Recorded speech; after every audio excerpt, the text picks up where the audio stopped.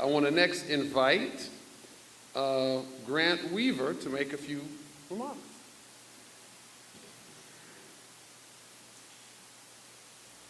Y'all have to forgive me. Tried to print this off, and our printer's on the fritz, and so I bring my computer with me, and hopefully the battery doesn't die. But I won't feel too awful bad about going too long here. So I did. I want to try to respect Beth and everybody else. She said 3 minutes, Grant.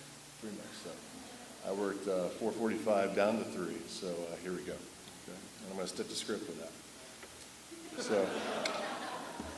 So again, my name is Grant Weaver, and though my folks, Gary and Sherry, grew up with Doug in East Mansfield, our relationship really didn't start until my college years, back in 1990, when I was recruited by the then Mihawk Relays director to volunteer. Anybody else in the house relate to that one tonight? Okay, show of hands. There's got to be more than that. This soon led to a rain or shine 20-plus year relationship on the oval with Doug as a registered track and field official. And he has probably forgotten more track and field than any of us know. But in '97, Doug recruited me then to coach his Simpson 7th and 8th grade basketball teams as I worked on my education at Ohio State. And his 7th and 8th grade, they didn't have enough money in the district supposedly to have 2 separate coaches. So Sandra Whitfield up there that worked with Doug for so many years, their son worked with me as well. Just a real privilege to be in that position. But Doug's no-cut policy didn't sit well, very well anyway, when 70-plus kids showed up in that tiny gym. And I know Jack can probably relate to that with me here on that first night of tryouts. And so I sought his advice, and he told me, we don't cut kids. Run them like hell. Work them as hard as you can. Cream will rise to the top. And I said, you're the boss. You're the boss. And I did just that. And guess what? The cream did rise to the top. It really did. And those who wanted to work hard showed up again and asked for more, and the rest is really history. Fortunately for me, Mr. Castle continued the recruiting process the following year. I had me come work for him at Simpson, if you're seeing that pattern, and some other people that have spoke. I quickly learned, however, that it really wasn't working for Doug, but working with Doug. He empowered me and the rest of his staff to all do our part and work with him to make Simpson the best kept secret in Mansfield. And it was just that.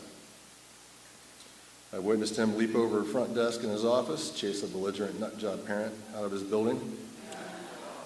And that's true, as well as run some not so friendly neighbors down the alleys by his school at Simpson as well. And we were on morning duty together. But though he may jump a little less high and he may move with a little less speed, he would no doubt do the same today to keep his kids and buildings safe.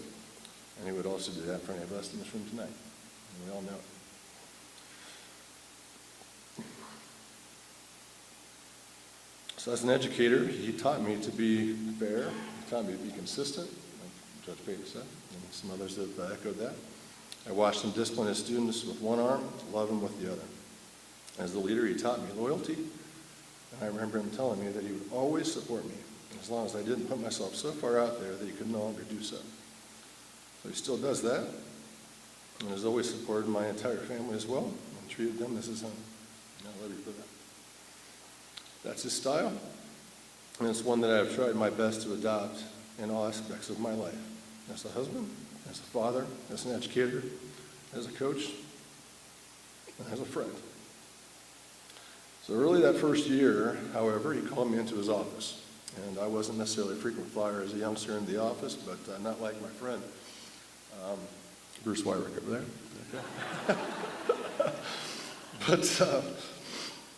But he was always evaluating, and something else I admired about him, he was always evaluating, continually checking in with his Simpson teams, keeping his thumb on the pulse and the climate of each person as well as the building.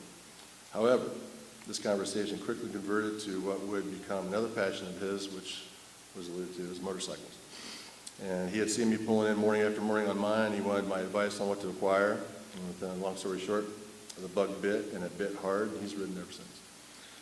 And he's covered more asphalt miles than we can count, and some of those smaller week-long adventures I've had the privilege to accompany him and other friends on. And we can all cover all those miles and not find a more genuine article than William Doug Castle. What you see is what you get. He's never pulled any punches. He's never been and he holds barred. He is honestly calls a spade, and this among many other reasons that you will continue to hear tonight, and that you already know in your heart is why we love this gritty and determined friend of ours.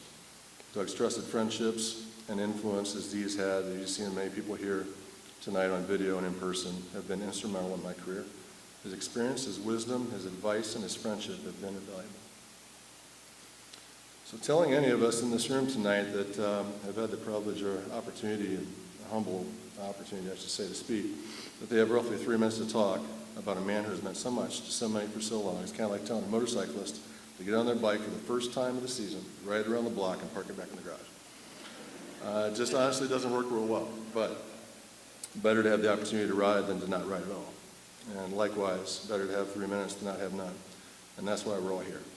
I've had pause to wipe a few tears of joy while writing this, reflecting on the many fond memories of this man in my life. And here's the many more. Mighty Doug.